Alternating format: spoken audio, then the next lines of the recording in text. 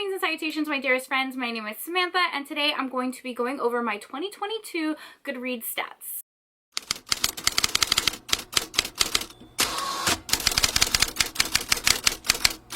Hello, are you? Welcome back to my channel. Today's going to be a little bit more of a casual video where I go over my 2022 Goodreads numbers, how many books I read, my highest rated book, average number of pages, yada yada yada. I told myself that I was not going to do these end of the year videos because I have like the New Year blues. I don't know what it is.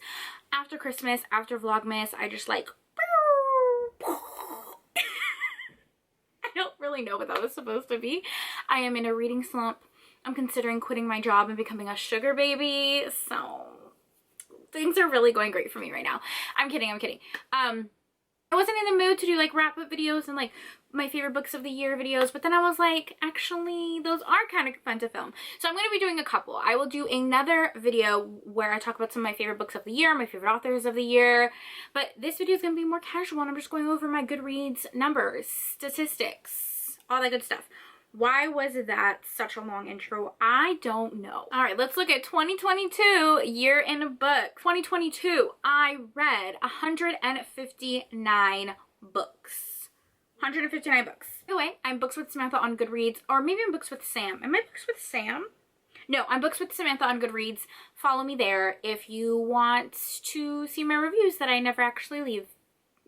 I read 159 books in the year 2022. I feel like that's a pretty fine number. I don't really care about the numbers or how many books I read. My Goodreads goal has been set at 100 for like the past 2 years, just because that's just like an average amount that I typically read every year. I really don't feel like the amount of books matters though.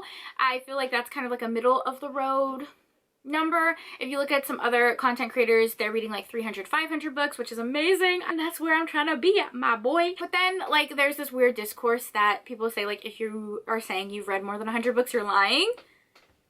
Weird. Like such weird energy to me.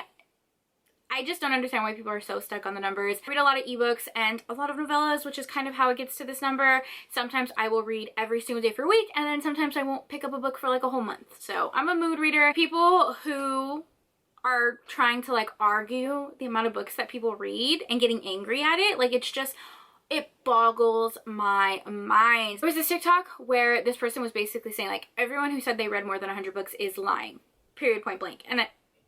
And someone stitched that video and literally took out like a whiteboard and like did the math of how easy it could be potentially to read that many books. It's weird. It's weird that people get so angry about the numbers. It literally doesn't matter. Like this is a hobby. It's not required reading. It's just vibes. Okay, I don't watch TV or anything like that. I read books. Wow. Clearly that rant was stuck in my head and I had to get that out. Like while you're doing that whole video basically calling us liars for how many books we're reading, we are literally reading and not caring at all about your video. So anyways, pages read, I had 35,087 pages. I read a lot of novellas, so I feel like the pages read is kind of lower, but it is what it is. The shortest book I read was 2 Scoops of Hellfire by Kimberly Lemming. This was a novella on Kindle Unlimited. I did a video last year where every single day for a month I read a novella, and this was one of the books that I picked. It's a total of 30 pages.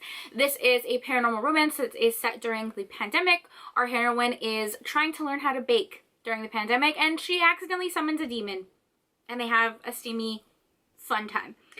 The longest book that I read, no surprise, is Anastasia, which is showing as 849 pages, but I think that's the ebook version, and there's a lot of illustrated pages in there as well, so the page count is a little off with that one, but I still think it's the longest one I read. This is a enemies to lovers fantasy romance, which is a retelling of Anastasia. I adored this one. I gave it 5 stars. I did a live show with Sophie Lark on Jessica's channel, Piece of Books, and it was magical, wonderful. Like, Sophie Lark's writing, phenomenal, perfect, amazing, makes me sob, makes me so happy at the same time. Like she's one of my favorite authors. I'm so happy I read so many of her books in 2022. Okay, the average book length in 2022 for me was 220 pages, which is shocking. I thought it would be so much lower because I read so many novellas that are under 80 pages, but 220 pages was my average read, which is kind of like my ideal length these days. I don't like ginormous books typically. There are some exceptions like Anastasia, but I really just love novellas. So I definitely plan on reading more novellas in 2023. The most popular book that I had on my shelves was Brutal Prince by Sophie Lark, and 179,000 people shelved this book. Go off, Sophie Lark.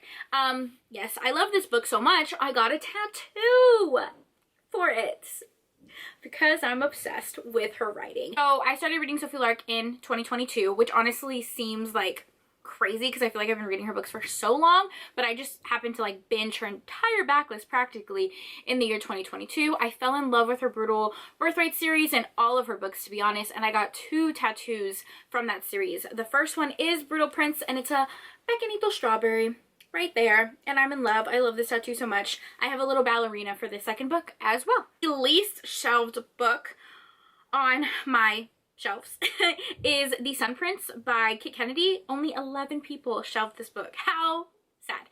This is a novella, another novella that I read during that month of only reading novellas back to back. This one is an Omegaverse, so one of our heroes is a prince, and he is looking for like his fated mate. This is a male-male romance, but there is Mpreg in Omegaverse, and basically there's like these 12 Omegas that were literally raised to be Omegas for the rich, wealthy, and royalty. So they are literally all in a competition to become the prince's Omega, the future king's Omega. All these like different competitions and tests, and it's very steamy, it's very cute, and yeah. My average rating for 2022 was 4-star, just a solid 4-star. I would love for that to be higher, like a 5-star. I would just want to read books that I enjoy. There were some books that I didn't love, which brought that star rating down, but I mean, I feel fine about it. The highest rated on Goodreads that was on my shelf or read list. Pleasantly surprised at the book. I would have thought it was like a Sophie Lark or a historical romance, but this one is a novella, and it is Hints of Spice by Christina C. Jones. This is the first book in a short series. This is the first book in a series, and it is a single mom romance. So our heroine moves into a small town, her and her daughter, and she wants to like restore this old-fashioned house, and she ends up hiring a gardening company, and the owner of that landscaping company ends up coming to her house, and they have a romance, and it's the cutest single mom romance. It's so sex positive, body positive, love it to pieces. Because I read 159 books and my goal was 100, I was 159% to goal, so pat on the back for Samantha. But yeah, that is my Goodreads reading stats. I hope you guys enjoyed it. I know it was a shorter video, but I will have more videos to come about my favorite books of the year and my favorite authors of the year. So as always, thank you so much for taking time out of your day to spend time with me. It means the world to me. I hope you guys are all staying happy and healthy, and I will see you in my next video. Bye!